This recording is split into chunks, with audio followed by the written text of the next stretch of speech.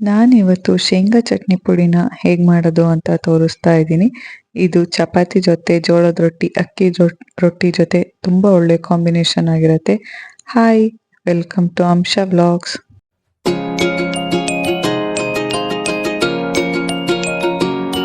ನಾನಿಲ್ಲಿ 1/4 kg ಶೇಂಗಾ ತಗೊಂಡು ಲೋ ಫ್ಲೇಮಲ್ಲಿ ಇಟ್ಕೊಂಡು ಇದನ್ನು ಫ್ರೈ ಮಾಡ್ಕೊತಾ ಇದ್ದೀನಿ.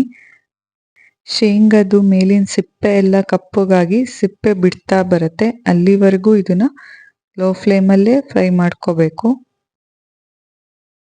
ಇದು ಚೆನ್ನಾಗಿ ಫ್ರೈ ಆಗಿ ಕ್ರಿಸ್ಪಿ ಆದಮೇಲೆ ಇದನ್ನ ಒಂದು ತಟ್ಟೆಗೆ ಆರೋದಕ್ಕೆ ಹಾಕ್ಕೊಂಡು ಒಂದು 30 ನಿಮಿಷ ಬಿಟ್ಟು ಇದ್ರ ಮೇಲಿರೋ ಸಿಪ್ಪೆನೆಲ್ಲ ತೆಗೆದು ಸಪ್ರೇಟ್ ಮಾಡ್ಕೋಬೇಕು. ಮತ್ತೆ ಅದೇ ಪ್ಯಾನಿಗೆ 1 ಸ್ಪೂನಷ್ಟು ಜೀರಿಗೆ ಹಾಕ್ಕೊಂಡು ಜೀರಿಗೆನ ಫ್ರೈ ಮಾಡ್ಕೋಬೇಕು. ಜೀರಿಗೆನ ಕಪ್ಪುಗಾಗಕ್ಕೆ ಬಿಡಬಾರ್ದು, ಕಹಿ ಬರುತ್ತೆ.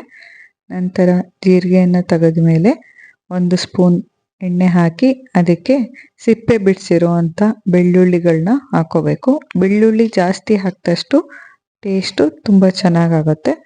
ನಂತರ ಅದಕ್ಕೆ ಸ್ವಲ್ಪ ಕರಿಬೇವಿನ ಎಲೆ ಹಾಗೆ ಹುಣಸೆ ಹುಳಿನ ಹಾಕಿ ಚೆನ್ನಾಗಿ ಕ್ರಿಸ್ಪಿ ಆಗೋ ತನಕ ಫ್ರೈ ಮಾಡ್ಕೋಬೇಕು. ಮೊದಲು ನಾವು ಇದನ್ನ ಮಿಕ್ಸಿ ಮಾಡ್ಕೋಬೇಕು. ಇದಕ್ಕೆ ಸ್ವಲ್ಪ ಉಪ್ಪು, ಅರಿಶಿಣ ಹಾಗೆ ನಿಮಗೆ ಬೇಕಾದಷ್ಟು ಖಾರದ ಪುಡಿಯನ್ನು ಹಾಕಿ 1 ಸ್ಪೂನ್ ಸಕ್ಕರೆಯನ್ನು ಹಾಕಿ ಫಸ್ಟ್ ಇದನ್ನು ನಾವು ಗ್ರೈಂಡ್ ಮಾಡ್ಕೋಬೇಕು.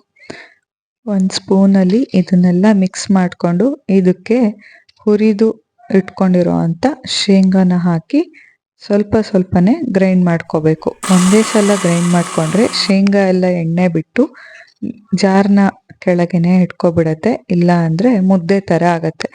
ಸೊ ಇದನ್ನು ಸ್ವಲ್ಪ ಸ್ವಲ್ಪ ಮಿಕ್ಸ್ ಮಾಡ್ಕೊತಾನೆ ನಾವು ಗ್ರೈಂಡ್ ಮಾಡ್ಕೋಬೇಕಾಗುತ್ತೆ.